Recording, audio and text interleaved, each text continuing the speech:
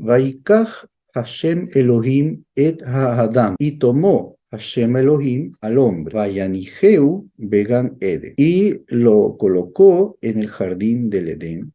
Leovdah uleshomrah. Para trabajarla y para cuidarla. Aquí es donde nosotros estábamos diciendo anteriormente que podríamos haber pensado de los versículos anteriores que el Eterno tomó al hombre automáticamente y lo colocó en el jardín del Edén. Pero aquí en hebreo la palabra Vaikach, cuando dice y tomó el Creador al hombre, hace referencia a que lo tomó no físicamente, sino con palabras. Tomar con palabras, convencer. A eso se refiere. Es decir, el Eterno habló con el primer hombre y lo convenció que él ingrese en el jardín del Edén y que se encargue de trabajar y cuidar el jardín. ¿Y por qué lo convenció? Porque existía una razón fundamental para lo cual el Eterno había creado este jardín y para lo cual el Eterno pedía que el hombre ingresara en este jardín e hiciera alguna labor allí de cuidarla. Porque el ser humano fue creado para que ejerza su libre elección y para que haga una función en este mundo y cumpla con un propósito, pero que lo haga por libre elección. Por eso el Eterno, esta vez, una vez que lo crea, ahora habla con él y lo convence, para que él por su propia cuenta y decisión ingrese.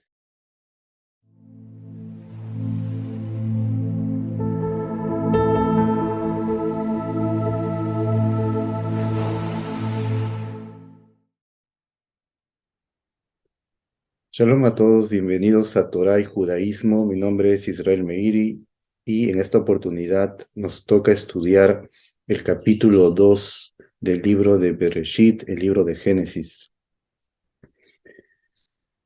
Antes de iniciar, los invito a suscribirse a este canal Torah y Judaísmo, a activar la campana de las notificaciones para que puedan enterarse cuando subamos los siguientes capítulos del libro y con la ayuda del Todopoderoso Bezrat Hashem podamos completar el estudio y podamos seguir aprendiendo. Básicamente, quiero hacer una aclaración. Nosotros aquí estamos estudiando lo fundamental, la parte más básica de la escritura, junto con la explicación de la Torá oral. ¿Por qué aclaro esto? Porque de manera fundamental vamos a compartir las cosas que son más relevantes y básicas del texto. Y esto es para cualquier persona que de alguna manera tenga libros y tenga mucha información también. Incluso libros, estamos hablando de libros judíos, que puede encontrar muchas explicaciones. Sin embargo, nosotros aquí no podremos traer toda la explicación de la escritura porque es abundante. Eso es lo primero, y dentro de lo que dije también estoy aclarando que es en base a la Torá oral y esto va dirigido con mucho respeto, por supuesto, a las personas que nos escuchan de otras religiones, principalmente de la religión cristiana, la religión evangélica, y también otras personas que no profesan básicamente una religión, sino que tienen su forma de pensar, forma libre de pensar. Pero nosotros aquí vamos a compartir la escritura en base a la Torah oral. Si tú quieres saber mejor qué cosa es la Torah oral, te invito a revisar en la descripción del video. Tenemos un curso que se llama Judaísmo Intensivo en el canal Somos Noágidas. Allí, a la persona que no está tan familiarizada con la religión judía y con los conceptos judíos, te invito a revisar en la descripción del video el curso intensivo de judaísmo, donde explicamos las bases de la fe judía, los conceptos básicos que se manejan dentro de la visión y la doctrina judía en sí, que por supuesto difiere de la religión cristiana, por supuesto en muchos casos no es igual, y se requiere comprenderlo a través del estudio. El capítulo anterior, el capítulo 1, hablamos de muchos conceptos en verdad importantes, principalmente sobre el Creador, ya que estamos iniciando la Biblia, la Torá, y obviamente hablamos del Creador y hay conceptos que no se pudieron explicar totalmente y serán explicados en este curso de judaísmo intensivo. Te invito a revisar entonces en la descripción del video y vamos a rápidamente iniciar el capítulo 2 con la ayuda del Eterno. Capítulo 2 dice así: Vayjulu hashamayim ve'haaretz ve'chol sebaam. Y fueron completados los cielos y la tierra y todos sus ejércitos, sería traducido, o la intención aquí es todos sus componentes, todo lo que acompaña a los cielos y la tierra. Esto hace referencia al día sexto.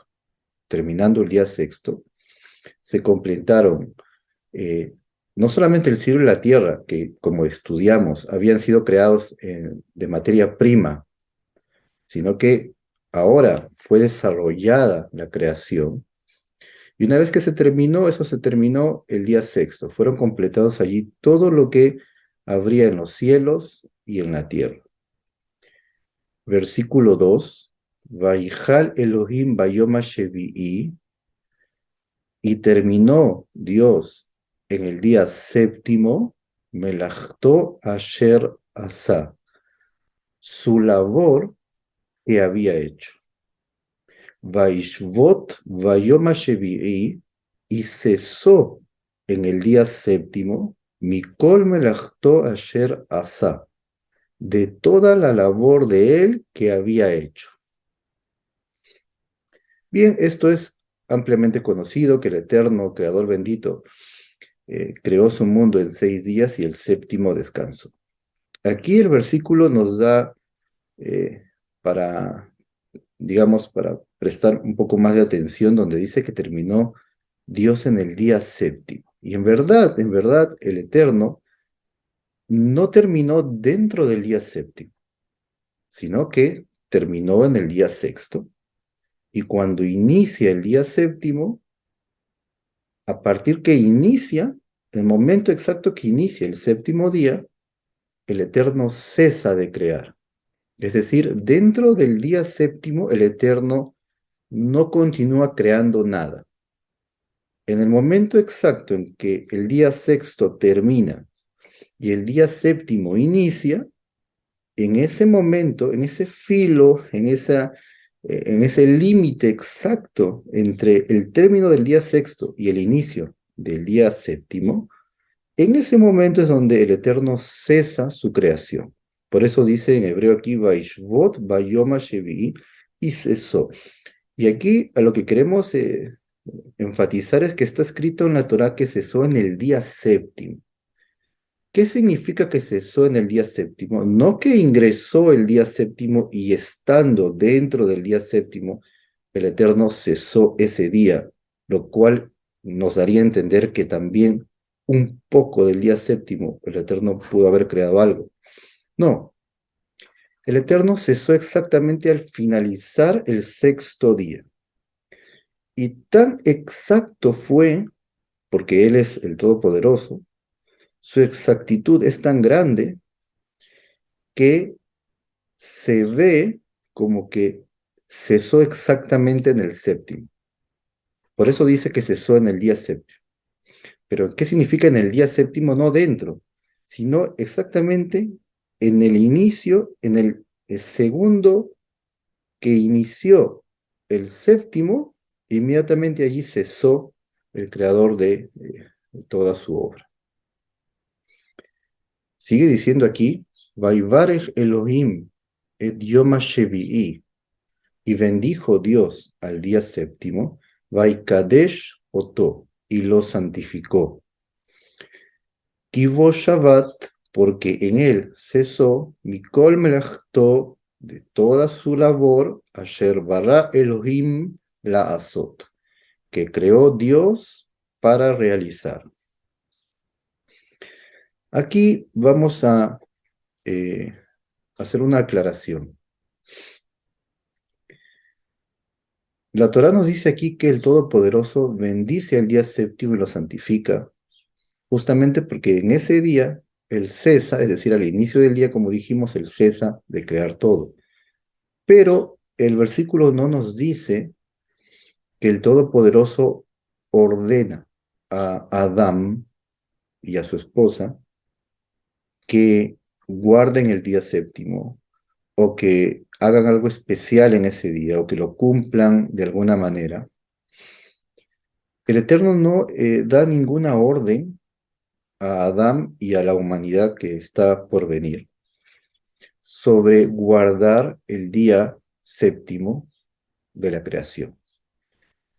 Vamos a ver en el estudio de la Tanaj, por supuesto, cuando lleguemos al libro de Éxodo, Bezrat Hashem, con la ayuda del Eterno, cuando lleguemos al libro, vamos a ver que ahí se explicará que la orden de guardar el día séptimo, que sería para nosotros el día sábado, fue dada a los hijos de Israel en el monte Sinaí como parte de los mandamientos que el Eterno les da en el monte Sinaí dentro del pacto que el Eterno tiene con Israel.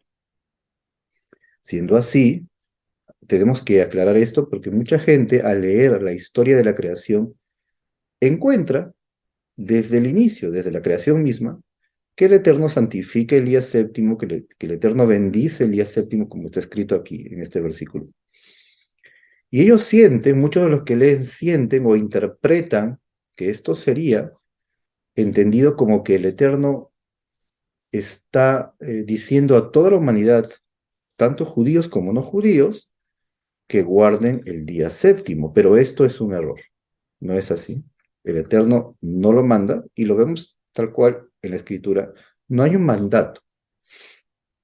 Pero sí, el Eterno aquí nos cuenta en la Torá que Él bendice y santifica ese día, porque ese día está separado para el futuro, para los hijos de Israel, y el Eterno emite en aquel día bendición, y cuando se refiere a santidad, todo lo que tenga que ver con santidad es algo, en hebreo, el significado de santidad es algo que está separado. Y ese día estará separado para no realizar trabajos y labores, lo que va a pasar con el pueblo de Israel en la historia que vamos a ver y vamos a estudiar. Pero un mandato al ser humano desde la creación no fue. Por tanto, desde Adán hasta el momento en que el pueblo de Israel está en el monte Sinaí, no hubo un mandato directo del Eterno para la humanidad que guarde el día de Shabbat. Así se conoce al día séptimo, al día sábado, en hebreo, el día de Shabbat. No hay entonces un mandato, pero obviamente los detalles de todo este tema del día sábado también están en el curso intensivo de judaísmo en la descripción del video. Vamos a continuar. Versículo 4. Ele toledot hashamayim ve'aaretz ve'ibar'am. Estos son las generaciones de los cielos y la tierra cuando fueron creados. Beyom hasot Hashem Elohim Eretz Veshamayim. En el día que hizo Hashem Elohim, es decir, Hashem, el Dios, por llamarlo así ahora, vamos a explicar, el día que él hizo la tierra y los cielos. Tierra y cielos. Bien, de manera básica, decimos de manera muy rápida que hubo una temporada en el mundo en la cual los filósofos decían que el mundo que todos conocemos era eterno, siempre había existido. Eso fue una idea durante una gran temporada en la historia del mundo. Mucho más en la época de la Edad Media, donde estuvo el gran sabio Maimónides y otros que se dedicaron a explicar mucho este error. Ellos afirmaban que la creación que vemos hoy eh, es eterno, es decir, no fue creado, sino que siempre estuvo, y esa era la idea, pero aquí justamente la Torá, al decir estas son las generaciones, hace referencia a cosas importantes que tenemos que considerar, porque la palabra toledot, que son generaciones, hace referencia a algo que nace, algo que no está, eh, no es eterno, sino que tiene un inicio. Vamos a continuar. Bien, vamos a hablar del nombre que aparece aquí por primera vez en la Torá, el nombre Hashem, el nombre de 4 letras del Eterno. Bien, dice en el día que hizo Hashem Elohim. El capítulo 1 solo aparece el término Elohim, y ya explicamos que es el Todopoderoso, es un adjetivo, no es el nombre propio. Aquí aparece un nombre de 4 letras hebreas, y se muestra como el nombre propio del Eterno. Obviamente esto también requiere mucho más tiempo para explicarlo, está también en el curso intensivo de judaísmo que les había comentado. Pero de manera básica, el nombre del creador se presenta aquí y tiene significado fundamental de eternidad, eh, porque la raíz del nombre tiene que ver con el verbo ser o estar en hebreo. Entonces, es como para decir que el Todopoderoso fue, es y será eternamente.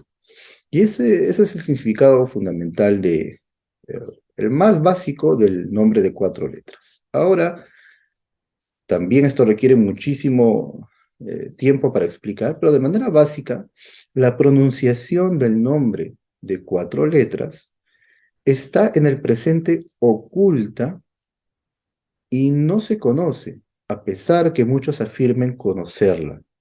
Es decir, alguno puede decir, yo veo escrito en hebreo, sé leer hebreo y puedo leer las consonantes con las vocales. Esto es un error que se explicará en el curso intensivo de judaísmo.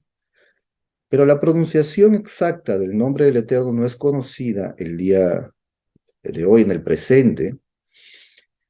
Por tanto, nosotros decimos, en lugar de la pronunciación que no conocemos, es decir, que está oculta, decimos Hashem. Aclaro que no es que desapareció, no es que de pronto nadie sabe, no. Hay personas que lo conocen, pero no lo revelan. Esto será explicado, como les digo, después con mayor amplitud en el curso intensivo de judaísmo. Entonces nosotros aquí, de manera práctica, vamos a decir Hashem, ese término, para mencionar el nombre de 4 letras del Eterno. También le llamamos entonces Hashem. Ahora, aquí aparece el término Hashem Elohim. Significa Hashem, quien es el Todopoderoso, el dueño de los poderes, quien es el juez, ya que el término Elohim también hace referencia a los jueces, o quien es el gobernante del mundo. Ese es el significado básico de este versículo. Vamos a continuar. Versículo 5. Vejol sia hasadeh terem yebaretz. Y toda planta del campo aún no estaba en la tierra. Vejol eseb hasadeh, y todo arbusto del campo terem ismach. Todavía no había florecido. Y lo imtir Hashem Elohim al Haaretz, porque no había hecho llover Hashem Elohim sobre la tierra. Ve Adam, y el ser humano, Ain, la Avot et Adama. Y el ser humano no estaba para trabajar la tierra, para trabajar el suelo. Así dice este versículo 5 y vamos a venir a explicar. Aquí la Torá, que ya nos había contado toda la creación en todo el capítulo 1, regresa en la historia al día sexto. al momento, al inicio del día sexto, regresa para explicarnos cómo fue la creación del ser humano. Y nos dice que en el día sexto, a pesar que ya había sido dada la orden de la creación de las plantas y los árboles en el tercer día, de todas maneras, no había brotado completamente.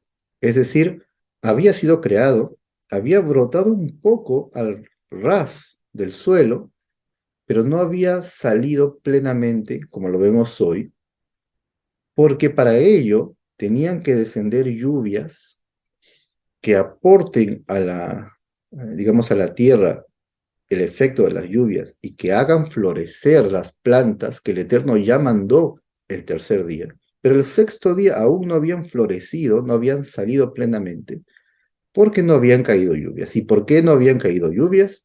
Porque todavía el ser humano no estaba, dice aquí, para trabajar la tierra.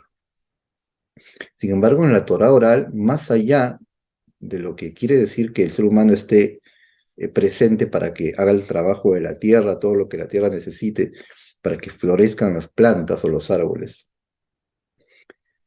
La Torah oral nos indica que básicamente su trabajo, el trabajo fundamental del ser humano era hacer plegarias, elevar una oración al Eterno, para que las lluvias desciendan gracias a la plegaria del ser humano. Y como él no estaba para pedir por las lluvias, entonces las lluvias no descendían y por dicha razón las plantas no florecían. De allí nos quiere decir la Torá que el Eterno, a pesar de haber creado todo este mundo, él solo,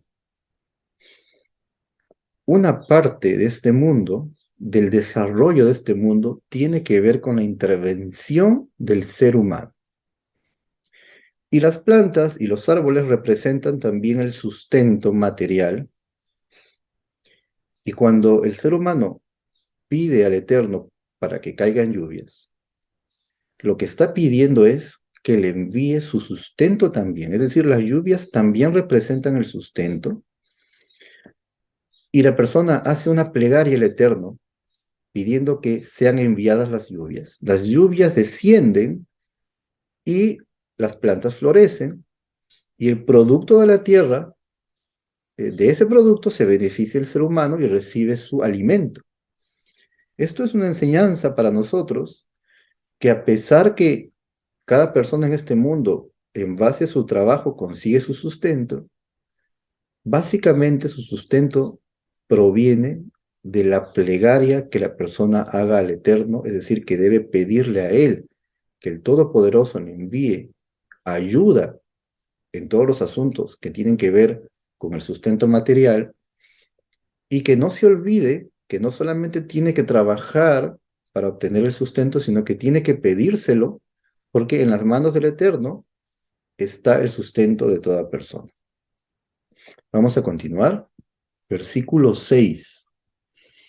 Ve'et ya'ale min haaretz, y un vapor subía de la tierra, veishka et kol peneja adama, y regaba a toda la faz del suelo. Bien, eso era básicamente porque no había lluvias. Entonces, mientras no descendiera la lluvia, subía un vapor del suelo que mantenía húmeda la tierra. Pero también la Torah oral dice que el Eterno permitió que este vapor llenara, subiera y humedeciera el suelo, porque él iba a formar al hombre y tenía que ser formado del suelo, pero de un suelo humedecido. Ahora, por dicha razón, el versículo 7 dice, Vayitzer Hashem Elohim et Haadam, y formó Hashem Elohim al ser humano, Afar min Haadama, del polvo de la tierra, polvo de la tierra. Este es el componente físico, este es el cuerpo humano que todos tenemos en este mundo. Ahora, dice aquí, Vaipach beapav nishmat hayim, e insufló en sus narices, es decir, el cuerpo ya estaba formado, en la sección de las narices, el Eterno insufla o sopla, dice aquí, alma viviente, Nishmat Hayim, que en otras traducciones dice aliento de vida, pero básicamente Nishmat Hayim viene de la palabra Neshama, que es alma. El alma del ser humano viviente es insuflada en las narices eh, del primer hombre. Vayehi Adam le nefesh haya. Y fue el ser humano un alma viviente, solamente que aquí se usan otros términos en hebreo. Hay muchas formas de llamar a el alma del ser humano, porque el alma humana tiene distintos grados, y aquí se le llama nefesh, eh, y hace un momento se le llamó neshama. Son grados que el ser humano recibe en su creación. Pero de manera básica tenemos aquí dos elementos: lo terrenal, el cuerpo formado de la tierra, que como ya dijimos estaba mezclado con agua, con la humedad, y el alma viviente.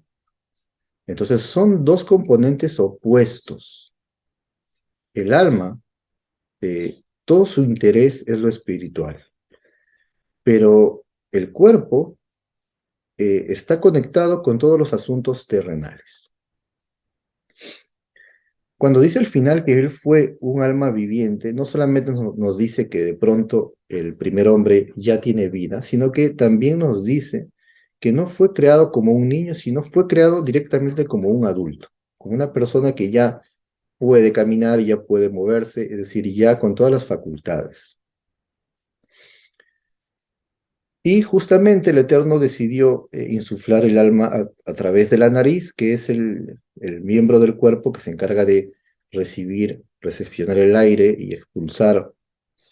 Eh, Hay aquí obviamente grandes secretos de la Torá, por qué el Eterno nos hizo de esta forma, secretos que obviamente pertenecen a ámbitos muy altos y muy elevados, espirituales, pero de manera básica lo que nosotros entendemos aquí es que el Eterno nos hizo eh, como si fuera en opuestos. Tenemos un lado humano, terrenal, básicamente asociado al cuerpo. Y tenemos un alma que busca siempre lo espiritual. Y esa es un poco la lucha que nosotros tenemos, o tal vez no un poco, en verdad es una gran lucha.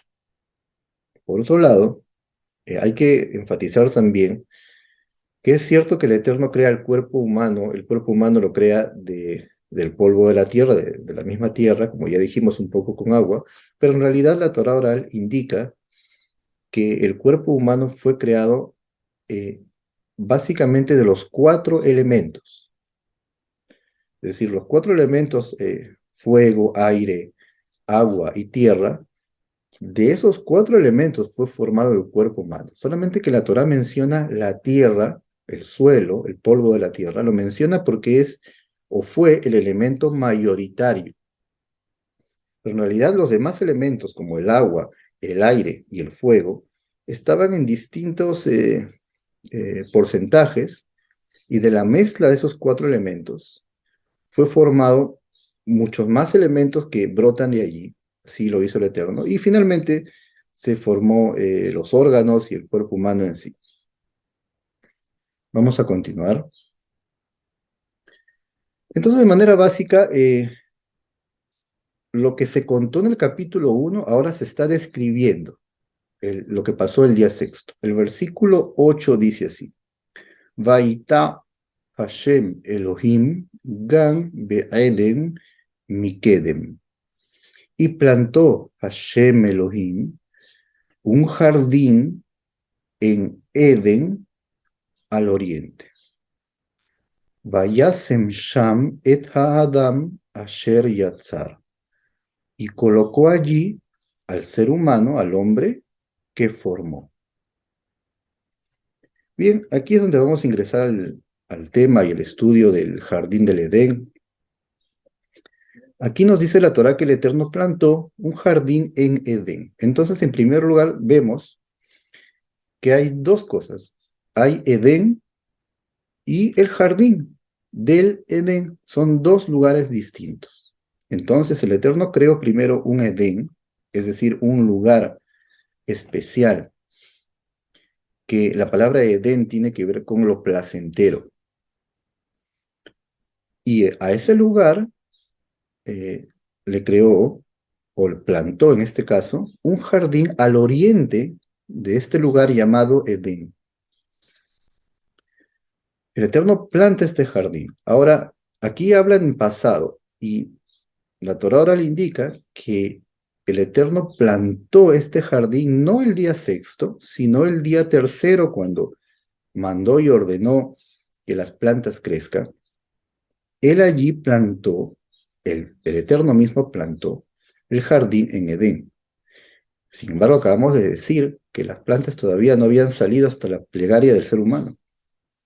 Entonces aquí es donde ingresamos a un asunto que no es tan sencillo de explicar o de entender incluso, pero que es una realidad que los sabios de la Torá que han transmitido la Torá oral son los que transmiten esto. La Torá oral dice que en primer lugar el jardín del Edén, tanto el jardín como el Edén, son lugares que están en este mundo, pero están en un lugar oculto, es decir, que el Eterno los colocó en una zona del mundo, pero de manera oculta, no es que la persona los pueda hallar simplemente recorriendo todo el globo terráqueo, no los va a encontrar así. El Eterno los colocó en un lugar oculto, pero también dicen que este lugar oculto, de alguna manera, es decir, es un lugar físico, tal cual, como la Torah lo cuenta, y hay que mencionar que a pesar que toda la Torá y toda la Biblia tienen enseñanzas metafóricas también en cada lugar, pero la Torá no se sale de la historia real y física que cuenta. Es decir, no toda la Torá es metáfora, sino que hay básicamente la historia y todo lo que nos cuenta son cosas que realmente pasaron. Entonces, el Edén y el jardín del Edén es un lugar, son lugares físicos en este mundo, pero están ocultos. Ese lugar fue el que el Eterno plantó y ese lugar no tenía que ver con lo que dijimos antes, que en todo el resto del mundo las plantas estaban al ras del suelo y el Eterno esperaba la plegaria del hombre, etcétera. Eso no tiene que ver. Eso es un lugar aparte. Y luego dice aquí el versículo, en el cual estamos, el versículo 8, que puso allí al hombre que había formado. Pero nosotros nos podríamos imaginar del versículo que el Eterno, al decir aquí el versículo, y puso al hombre, significa que lo tomó y lo puso, es decir, de una manera automática, el hombre de pronto se encuentra en el jardín del Edén. Es lo que se entiende del versículo. Pero no, aquí eh, vamos a ver más adelante eh, que no fue de esta manera, pero vamos a continuar nosotros para entender mejor dónde está el verbo que indica que el Eterno no lo transportó de pronto al jardín del Edén. Pero vamos a ver cómo pasa esto más adelante. Sigamos, el versículo 9. Vayasmach Hashem Elohim min ha'adamah, e hizo florecer Hashem Elohim del suelo, kol etz nechmat lemar'e, todo árbol agradable a la vista, vetov lemachal, y bueno para comer, para el consumo, para comida, bueno para comida, ve'etz ha'chayim betoch hagan, y el árbol de vida en el centro del jardín, ve'etz hada'at tov vara, y el árbol del conocimiento de bien y mal. En este versículo el Eterno nos está mostrando cómo era el jardín del Edén. Es decir, aquí no está hablando el versículo del mundo en general. Cuando dice que plantó, cuando dice que hizo florecer el Creador todo árbol agradable a la vista o bueno para comer, se refiere al jardín del Edén. Es decir, estamos dentro del contexto del jardín del Edén y nos cuenta que en ese jardín el Eterno hizo florecer árboles hermosos a la vista y buenos para su consumo. Em, y cada árbol y cada fruto de, del jardín eran distintos porque cada uno era bueno para algo determinado para el ser humano. Por eso existen distintas clases de frutas y cada una tiene un componente bueno en un nivel para el hombre. Y luego nos dice, y el árbol de vida. Entonces esto indica que el versículo se estaba refiriendo al jardín del Edén. El árbol de vida estaba en el jardín del Edén, en el centro del jardín. Es decir, todo el jardín grande, exactamente en el punto central estaba un árbol que le llama aquí el versículo el árbol de la vida. Y luego nos dice, y el árbol del conocimiento de bien y mal. Es decir, habían dos árboles que la Torá está enfatizando su razón de ser, su existencia, y nos está contando, primero nos cuenta muchos árboles buenos para comer, y luego nos dice, y el árbol de vida en el centro del jardín, y luego nos dice, y el árbol del conocimiento de bien y mal. Esto quiere enfatizar la Torá, por lo que todos nosotros ya sabemos, cuál es la relevancia de hablar de estos dos árboles, que son centrales en la historia que se va a contar en el capítulo 3. Ahora, aquí el versículo nos dice que sí, en el centro del jardín estaba el árbol de vida, pero no nos dice dónde estaba el árbol del conocimiento de bien y mal. Pero aquí en la Torah oral y también en versículos vamos a ver que también en el centro estaba el árbol del conocimiento de bien y mal. Entonces en el centro realmente habían dos árboles. Obviamente no estaban tan juntos, pero estaban cerca y se encontraban exactamente en el centro de todo el jardín. Bien, vamos a continuar el versículo 10. Venahar yotze me Eden, y un río salía de Edén, leashkot et Hagam, para regar el jardín. Umisham, y de allí, y Paret, se dividirá, se divide. Ve allá le arba'a rashim, y se convierte en cuatro principales, es decir, en cuatro ríos principales. Entonces lo que nos describe aquí el versículo es, en primer lugar, está el lugar llamado Edén, que allí no vemos que el hombre ingresa, es decir, el hombre ingresa en el jardín. Pero de Edén sale un río y riega el jardín donde el hombre se va a encontrar. Y desde ese jardín se divide el río en cuatro principales ríos. Estamos hablando todo en el contexto de aquel entonces. Versículo 11. Shema Echad Pishon. El nombre del primero, de uno de los ríos, se llama Pishon, dice aquí. Uasovev et kol eretz ahavila. Es el que rodea toda la tierra llamada Javila en la Torá. Asher Sham Azahav, en donde allí está el oro. Versículo 12. Uzahav Haaretzai Tov. Y el oro de aquella tierra es bueno.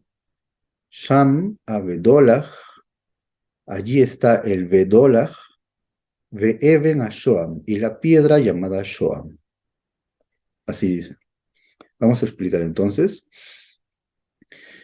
Nos dice que a partir del jardín, al salir ese río del jardín, se divide en cuatro. El primero se llama Pishón, que rodea la tierra de Javila. En la Torah oral cuentan que ese río se ve, es decir, desde nuestro lado, ese primer río Pishón hace referencia al río Nilo, al río que llena toda esa zona de Egipto y abajo y toda esa zona. Em,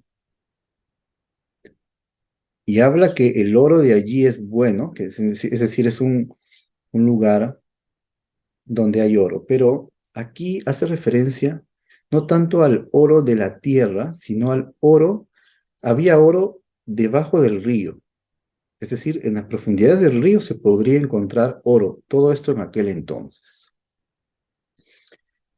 El oro de aquella tierra, zona, donde estaba este río, que también, como dijimos, la Torah oral habla, que básicamente el oro se encontraba en el río, pero obviamente en la tierra, llamada Javilá de aquel entonces, que obviamente sería una tierra cercana a lo que hoy en día sabemos que es Egipto. Y hablamos estas diferencias porque vamos a ver más adelante que en verdad el planeta Tierra sufre cambios a nivel físico también.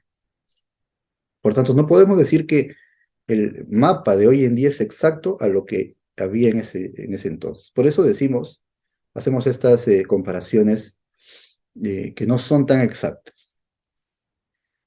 En las explicaciones de la Torah, eh, cuando dice aquí que el oro era bueno, se refería a que el oro era bueno en el sentido de que si era mezclado con otros elementos, tampoco era dañado este material, seguía siendo bueno siempre, etc. Luego dice que allí, en esa zona, se encuentra el Bedolaj, que se traduce básicamente como cristal, y la piedra de Shoham, básicamente dicen que es el ónice, o también que se llama ónix.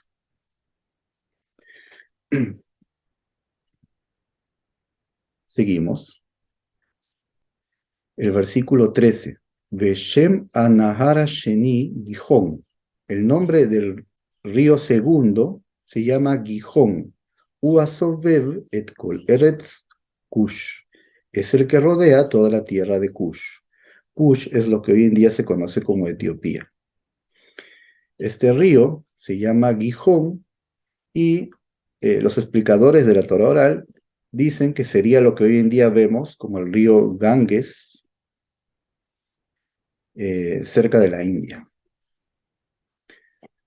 Bien, seguimos el versículo 14.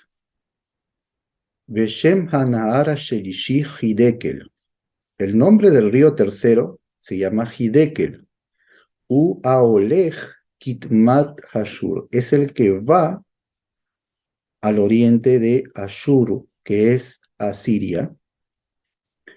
Vehanahara Revi'i U Ferat.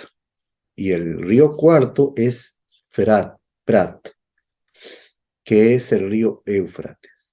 Entonces, el río Hidekel, en las explicaciones dicen que es en el presente, hoy en día, el río que le llaman Tigris, y el río Perat es el río Éufrates, cercano a la tierra de Israel, y tanto el río Éufrates como el río Tigris están cercanos también. Entonces, es la descripción que nos dice la Torá aquí de lo que era el mundo de aquel entonces. En el presente alguno puede decir, un momento, si vamos a revisar estos ríos, vamos a ver el mapa, vamos a encontrar que tienen un inicio y tienen un fin. ¿De dónde proceden? No vemos en el mapa que salgan de ese río que sale del jardín del Edén. Justamente aquí es donde nosotros hemos explicado al inicio que tanto el Edén como el jardín del Edén son lugares que están en este mundo ocultos, en una dimensión distinta a la dimensión que nosotros conocemos. Y esto, tal vez si a alguno le parece un tanto fantástico, pero a quien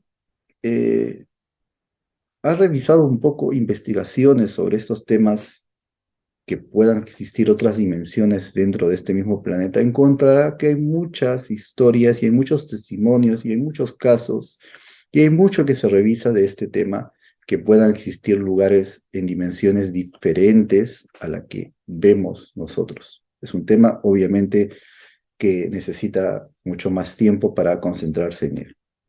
Por ese motivo, en el mundo que nosotros conocemos, vemos estos ríos, pero no vemos, o vemos que tendrían un final o que desembocan en algún tipo de mar, etcétera. Pero en el tiempo de la creación, este tiempo en el cual estamos hablando, que la Tierra era una sola, un solo componente, como le llaman la Pangea, era una sola Pangea. Estos ríos brotaban del río principal del Jardín del Edén. Y incluso en esa época el Jardín del Edén estaba en un lugar eh, de otra dimensión, pero dentro de este mundo, oculto. Bien, vamos a seguir. Versículo 15. Vaikach Hashem Elohim et Ha'adam. Y tomó Hashem Elohim al hombre. Vayaniheu Began Eden. Y lo colocó en el jardín del Edén. Leovdah u Leshomrah.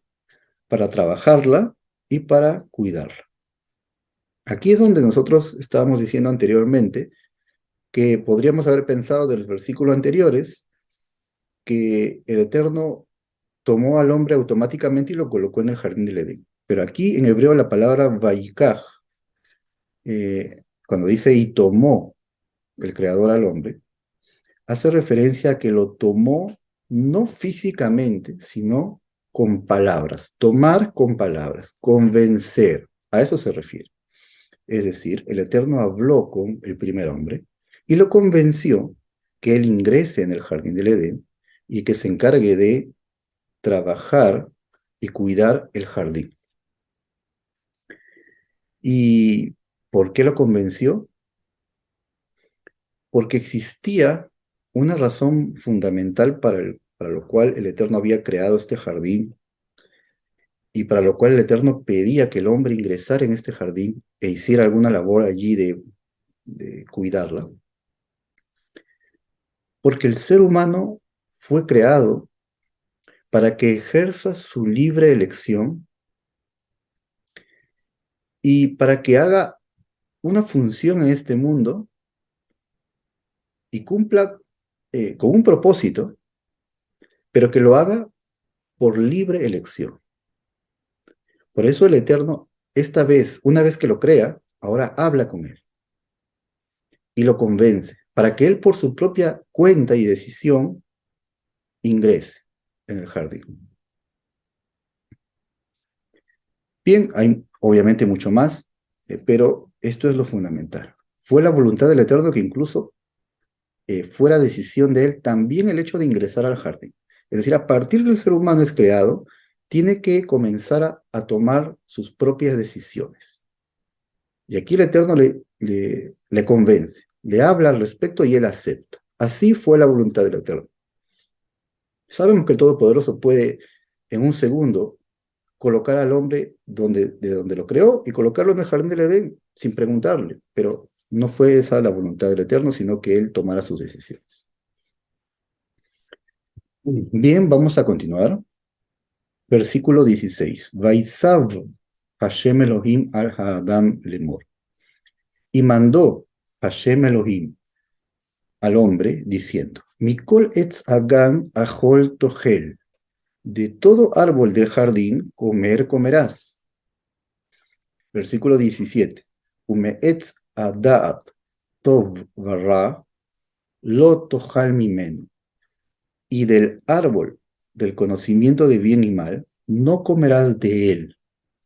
Y beyoma jolja mimenu, porque en el día que comerás de él, que comieras de él, mot tamut, morir, morirás. Así lo menciona en hebreo.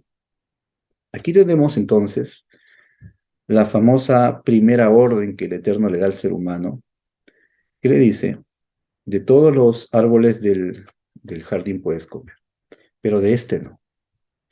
Vemos aquí una sabiduría especial del Eterno. No le dice en primer lugar,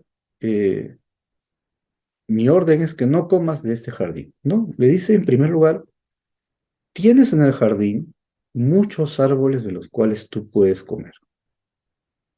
Es decir, tienes abundancia que tú puedes comer de ellos.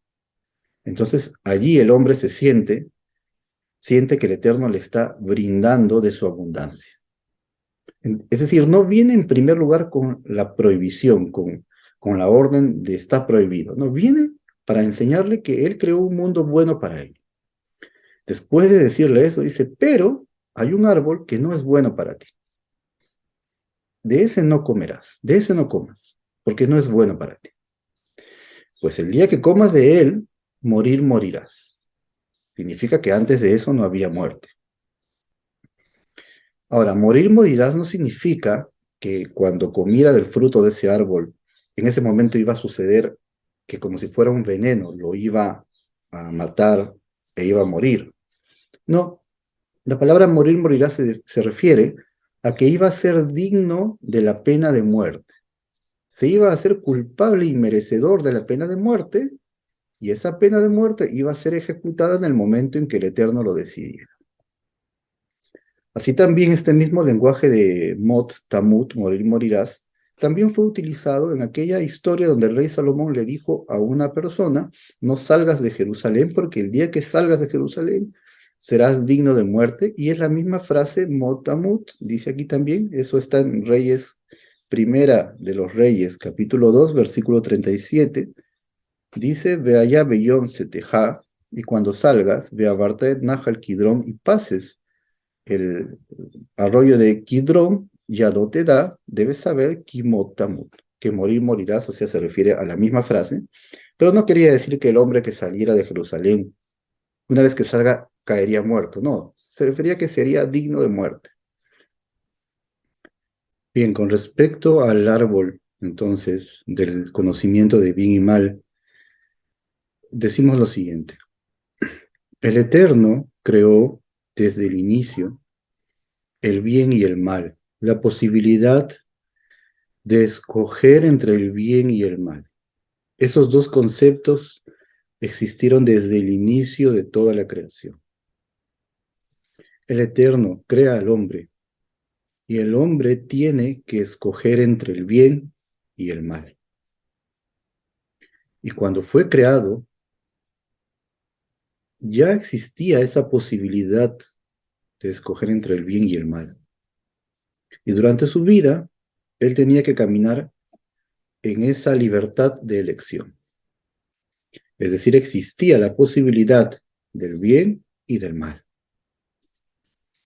Sin embargo, aquel fruto del árbol del conocimiento de bien y mal, lo que hacía era que dicho mal ingresaba en el interior del ser humano, de tal manera que ya no se volvía una opción externa, sino que ahora, desde el interior, iba a ser atraído, arrastrado como si fuera eh, por ese mal.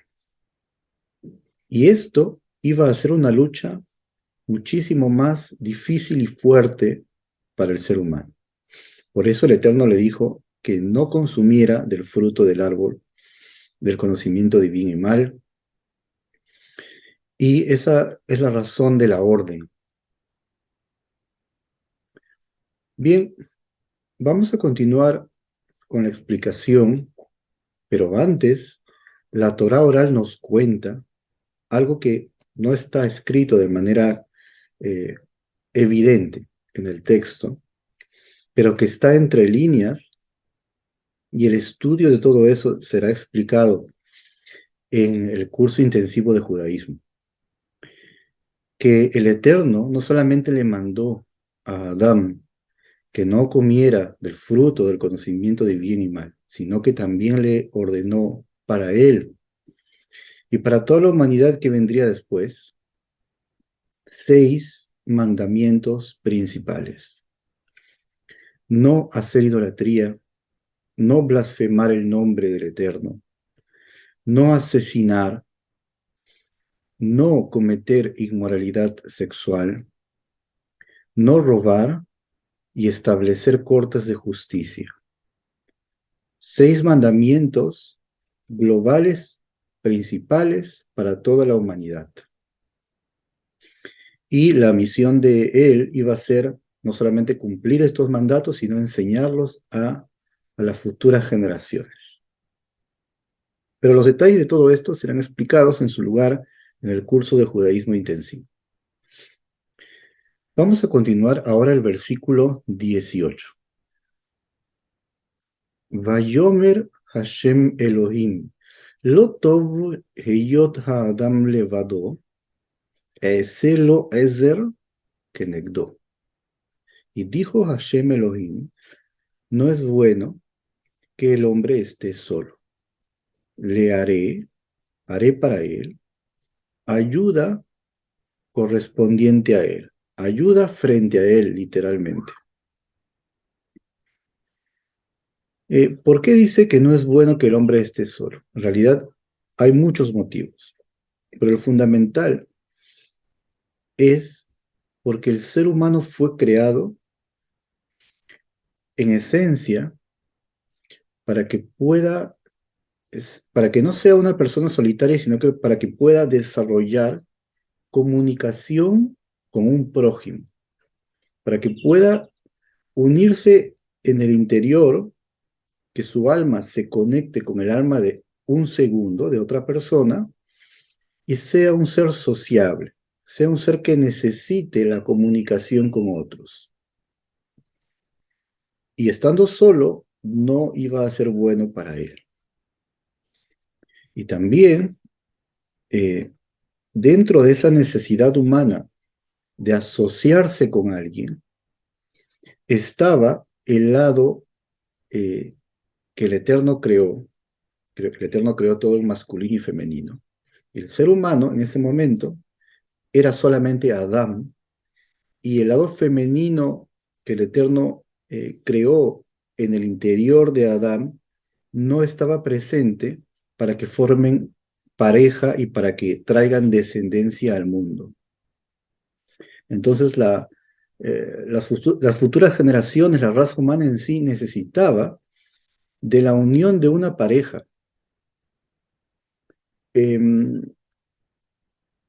Y obviamente, muy aparte del tema de pareja o el tema de amistad, en sí, cuando un hombre es solitario, entonces siente que no depende de nadie, no necesita de nadie, y también puede llegar al tema del orgullo.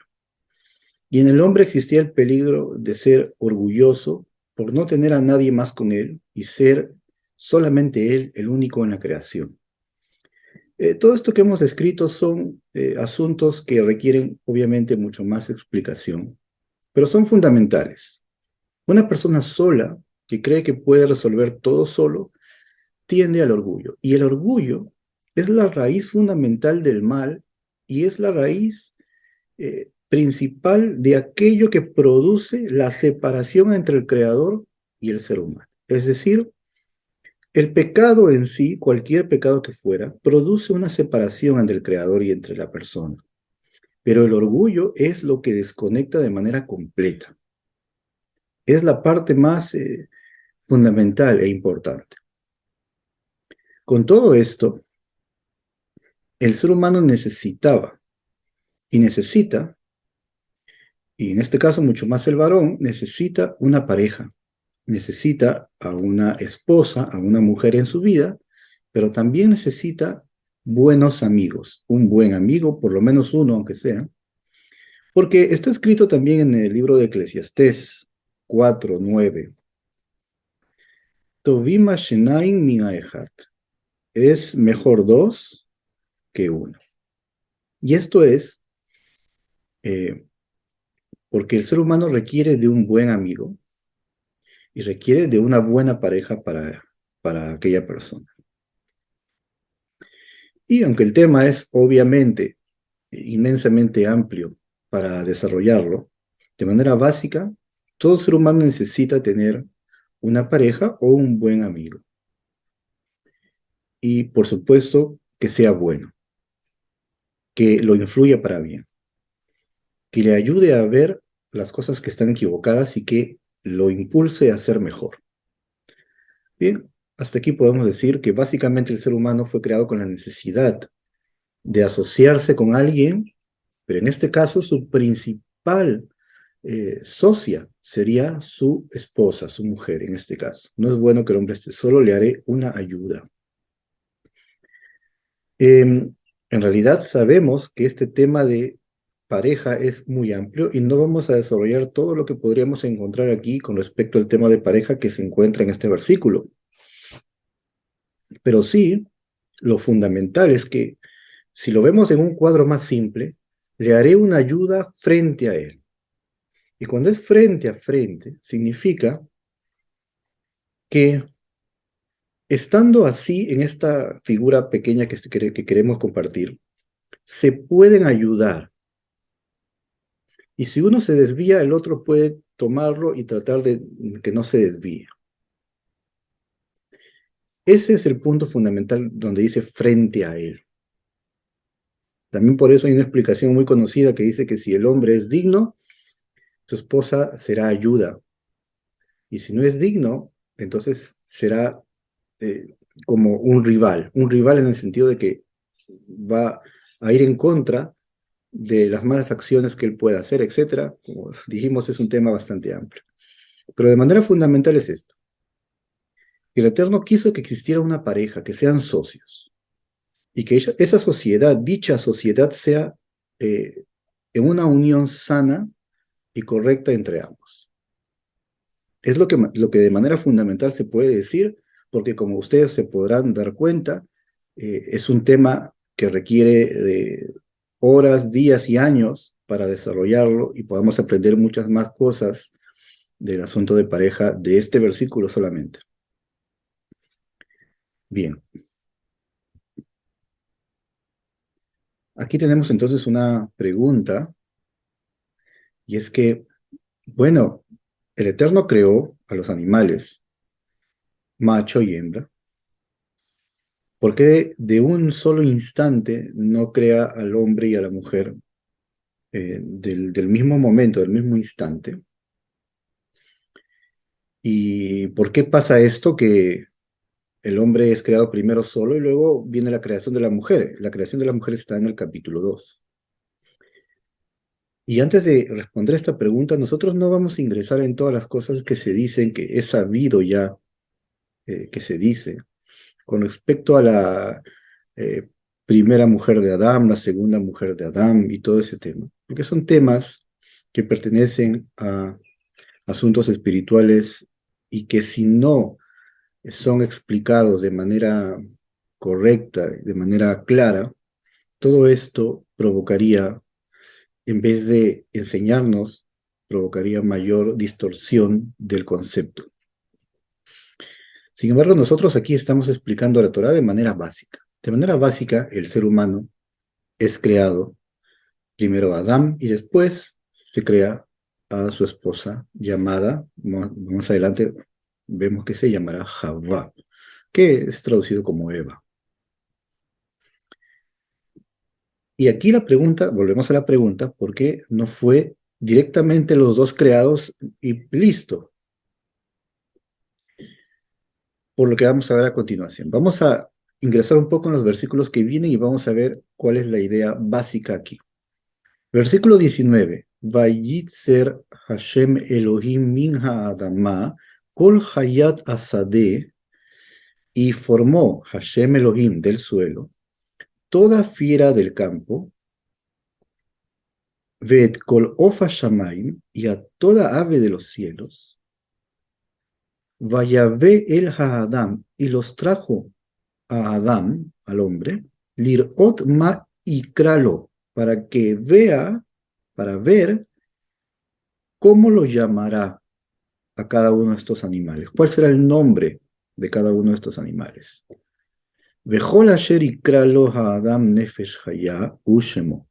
Y todo lo que lo llamó el hombre a esta alma viviente, ese es su nombre. Es decir, los nombres de los animales los colocó Adán. Hay un detalle que dijimos el capítulo anterior, que aquí dice que formó el Eterno de la tierra, y luego dice aquí el versículo, toda ave de los cielos. Y en el capítulo 1 vimos que fueron formados del agua. Entonces, la explicación de la tradición, de la transmisión oral, es que las aves fueron formadas de la mezcla de agua y tierra, como vemos aquí. En este versículo menciona la tierra y en el capítulo anterior menciona las aguas. De la mezcla de los dos aparecen las aves. Ahora, en este contexto, Adán ya estaba en el jardín del Edén. Entonces nosotros nos imaginaríamos que los animales estaban también todos dentro del jardín paseando, pero no es así.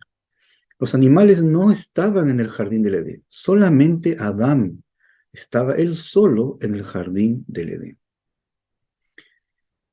Por tanto, nos dice la transmisión oral que Adán salió a la entrada del jardín y a él vinieron todos los animales y vinieron cada uno con su pareja,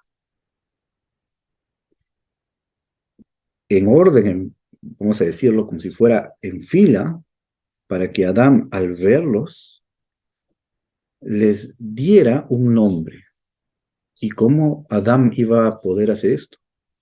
Porque él había sido creado con una sabiduría y una inteligencia y un conocimiento de lo más amplio, de lo más alto. Y él podía observar la naturaleza del animal y también la esencia intrínseca adentro, en todo lo que representa ese animal, no solamente lo que se ve externamente, sino lo que hay, las fuerzas eh, que posee adentro de esta creación, de este animal, y entender cuál debe ser el nombre que debe llevar. Y a veces también dice la transmisión oral que a veces a un mismo animal, al macho lo llamaba de una manera y a la hembra de otra. No tanto para diferenciar en que sea macho y hembra, sino porque las características de ambos también requerían distintos nombres. Y a veces no era simplemente un cambio de masculino a femenino. Vamos a dar un ejemplo. No necesariamente se refiere a que llamó a León León y a su pareja Leona y le agregó una A. Estoy dando un ejemplo en español solamente. No, en hebreo, que es de por sí ya dijimos en el curso intensivo de judaísmo que cuando Adán es creado, el lenguaje que él habla es hebreo. Ese es el primer idioma del mundo. Los llaman hebreo, no necesariamente haciendo un cambio en la palabra en hebreo de león y lo cambió y le agregó algo al final para que suene a mujer, no a mujer, para que suene a femenino y sea leona, no, sino que a veces son nombres totalmente diferentes unos de otros. Y esa es la sabiduría que tenía Adán. Entonces ellos vienen todos y se presentan en la entrada del jardín del Edén. En ese momento, Adán, mientras está colocando los nombres, él medita y él dice, todos los animales tienen macho y hembra, es decir, son o masculinos o femeninos, todos sin excepción, macho y hembra vienen aquí, en parejas. Entonces él, dice la transmisión oral en diferentes lugares, que él esperaba que también su componente femenino de la raza humana, que él no veía ahora, ella también viniera hacia él, pues él decía, si el Eterno creó a todos los seres masculino y femenino, también a mí ha creado masculino y femenino y también me va a traer mi pareja. Ya que todos tienen su pareja, yo también debo tener mi pareja. Y él sintió la necesidad que él también tenga su pareja. Es decir, mientras él daba nombre a los animales, mientras hacía ese trabajo, meditó en que él también debería tener una pareja y que él necesitaba de ella. Por esa razón, eso era lo que quería el Todopoderoso, que Adán fuera primero consciente de la necesidad y de la importancia que él también tenga una pareja y que él lo pida o en su interior o tal vez lo dijo, eso, eh, eso no lo traemos aquí, puede ser que lo pidió verbalmente, puede ser que lo pidió en su corazón. Pero lo que sí es totalmente claro es que él entendió que él necesitaba esto. Necesitaba a su pareja también. Versículo 20. Vayikra Adam Shemot lechol habehema uleofa shamayim ulechol hayad hasadeh. Y llamó a Adam nombres para todo animal doméstico y para toda ave de los cielos y para toda fiera del campo. En resumen, para todos los animales que vinieron a él. Uleadam lo matza ezer kenegdo. Pero para el hombre no encontró la ayuda correspondiente a él. Es decir, que después que terminó todo, él no halló que viniera a él ahora su pareja. Y es allí donde él eh, pide o siente la necesidad de una pareja. Entonces ahí viene el versículo 21 que dice, Vayapel Hashem Elohim tardema al Adam Vaisham. E hizo caer Hashem Elohim un sueño profundo sobre el hombre y durmió. Acá la palabra tardemá se refiere a un sueño totalmente profundo, más allá del sueño normal. Vaikaj ahat misalotav, y tomó uno de sus lados. Vaisgor basar tachtena, y cerró la carne en lugar de ella, del lugar donde había tomado ese lado. Entonces aquí eh, venimos a explicar el tema de la costilla de Adán. En hebreo no se refiere básicamente a la costilla, se refiere a un lado de Adán, que, según la Torah oral, estaba a sus espaldas. Pero no pensemos que Adán tenía en su cuerpo mismo una mujer a sus espaldas, sino que tenía un, un pedazo en su espalda, pequeño, cubierto por una membrana en la espalda, que es ese lado de atrás de la espalda. Y esa membrana, ese pequeño lado que sobresalía en él, que él, digamos, no lo veía en ese momento, al dormir, el Eterno toma esa pequeña adición que tenía Adán y de ello, de ese lado del hombre, no de la costilla, sino del lado del hombre, de esa pequeña carne con membrana, adjunta a su cuerpo, el Eterno la retira y coloca carne en lugar de esa zona que le había retirado, y allí es donde crea a la mujer. Dice aquí el versículo 22, Vayiven Hashem Elohim et Atzela Asher lakach min Adam leisha. Y construyó Hashem Elohim a ese lado que había tomado de Adán como una mujer, es decir, por mujer. La construyó a ese lado. ¿Por qué dice construyó? Porque no estaba formado, sino que era algo pequeño primero, y fue construido por el Eterno, y la construyó en mujer. Y mientras eso pasaba, el hombre, Adán, dormía. No fue la voluntad del Eterno que el hombre contemplara esa formación, esa construcción, sino que el hombre contemplara a la mujer cuando ya había sido plenamente creada. Dice aquí, Vaiviea el Haadam, y la trajo a Adán, que es el primer hombre.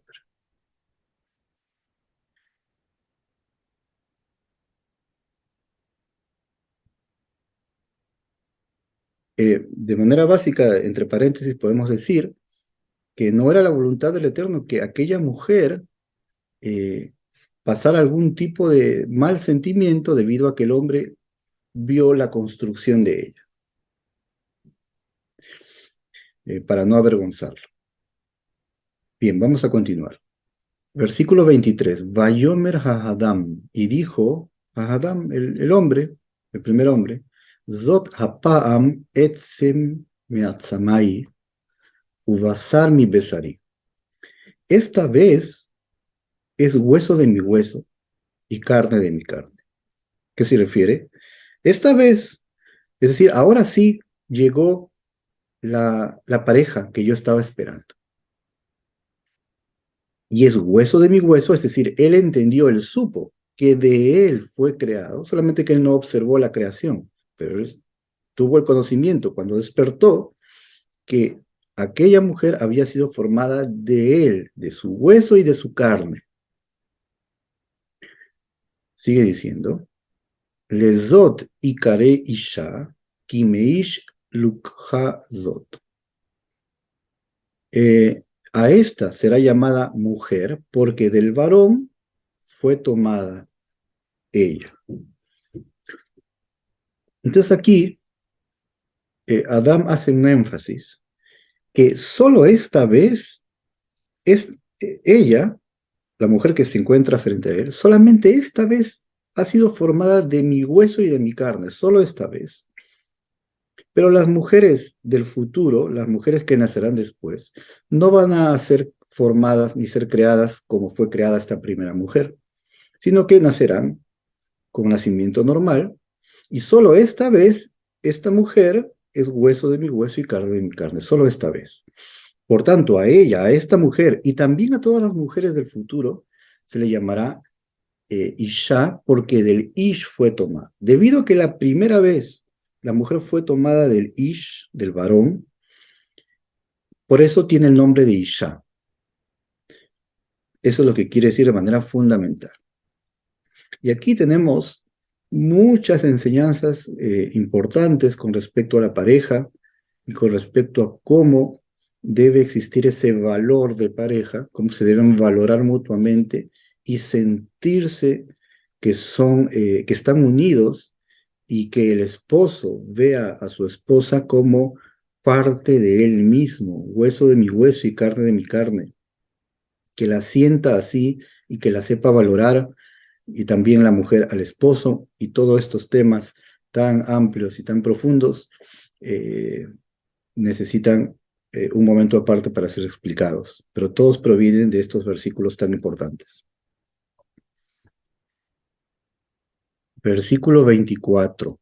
Al ken ya'azov ish et aviv ved imo, por tanto, dejará el varón a su padre y a su madre, vedavak beishto, y se apegará en su mujer, veayule basar ejat, y serán una sola carne.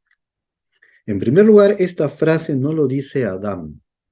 Nos quedamos en el versículo anterior, que Adán dice a ella será llamada mujer porque salió del varón, etc. Isha porque salió del Ish. Pero aquí no está hablando Adán. Es decir, según lo que leemos, parece que Adán continúa hablando, pero no. Aquí habla el Todopoderoso. Él expresa estas palabras en la Torá para indicar la importancia del matrimonio. Y aquí se enfatiza el varón, que como dijimos en el capítulo anterior, la obligación de casarse recae básicamente en el varón. Pero sin detallar todos los conceptos que serán explicados después en el curso intensivo de judaísmo.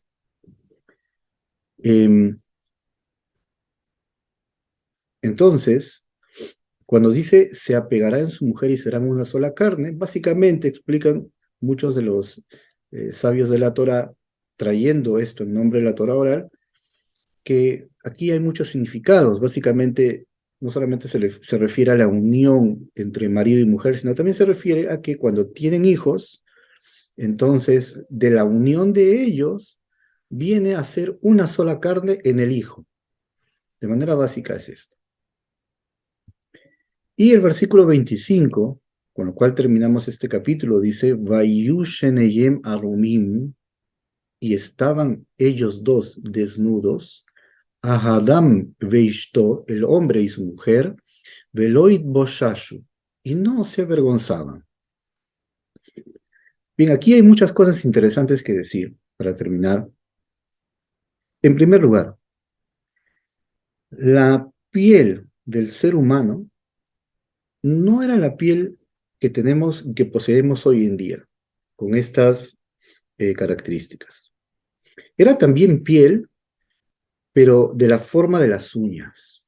Esto tal vez para alguno que escucha será un tanto extraño, pero eso es lo que nos dice la transmisión oral. Y veremos después por qué fue así. Después, con el pecado, la piel se transformó en la piel que nosotros tenemos. Y las uñas quedan como recuerdo de lo que fue la piel del ser humano, la forma de la piel del ser humano antes del pecado. Eh, de manera básica era así. Y también que esa piel era mucho más limpia de eh, asuntos terrenales, que la piel de nosotros en el presente se conecta más con el materialismo. Es un tema de nuevo muy amplio, pero básicamente era así. Entonces, no era la desnudez que hoy en día conocemos. De nuevo, esto es parte de la Torá oral. Muchos de ustedes no habrán oído tal vez esto, pero lo comentamos porque es importante para que entendamos qué cosas pasaron después del pecado del hombre, que eso veremos en el próximo capítulo, capítulo 3. Eso es para iniciar. Luego, cuando dice que ellos no se avergonzaban, a pesar de ello, ellos estaban desnudos, es decir, no usaban ningún tipo de ropa, tal cual desnudos, con el tipo de piel semejante a las uñas, como dijimos, y listo. Pero estaban desnudos. ¿Por qué? Porque, como dijimos, el mal no había ingresado en ellos, producto del consumo del fruto del árbol, del conocimiento de bien y mal. No estaba dentro. Entonces, en la visión de ellos, todo era como lo sienten los bebés. Los bebés no tienen ningún tipo de vergüenza.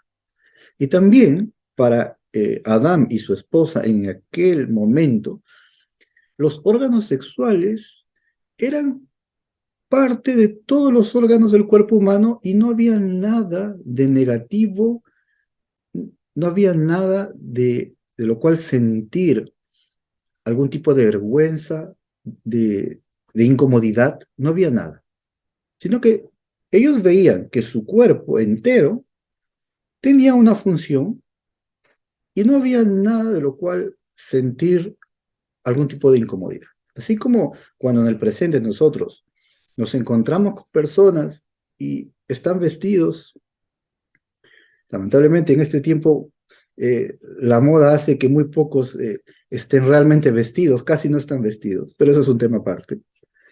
Pero en el presente, cuando nos encontramos con personas y vemos a su rostro, a sus ojos, vemos los gestos de las manos. Entonces, para nosotros es algo normal, es parte de la creación, eso no es algo que nos incomoda. Ello mismo era todo el cuerpo humano, para Adán y para Java, era igual.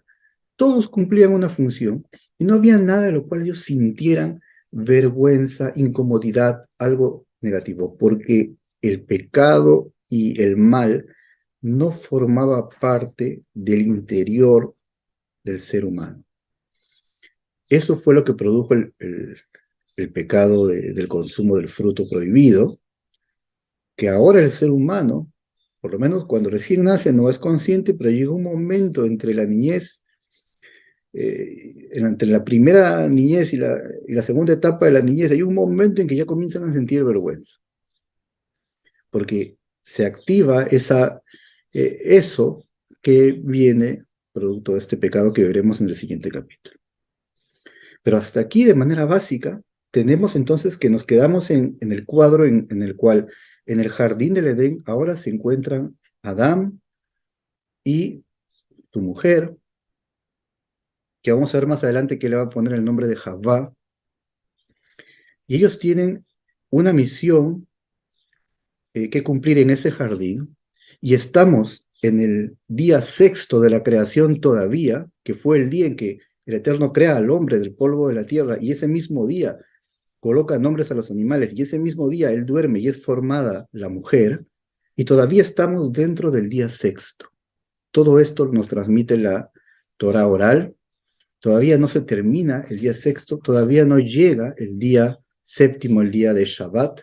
Estamos todavía en la historia, en este día sexto, y por supuesto vamos a venir a explicar con la ayuda del Eterno el siguiente capítulo, capítulo 3, en la siguiente oportunidad. Antes de despedirnos, no te olvides suscribirte al canal, activar la campana de las notificaciones para que sepas cuándo viene el tercer capítulo y todos los demás libros que Bezrat Hashem vamos a compartir.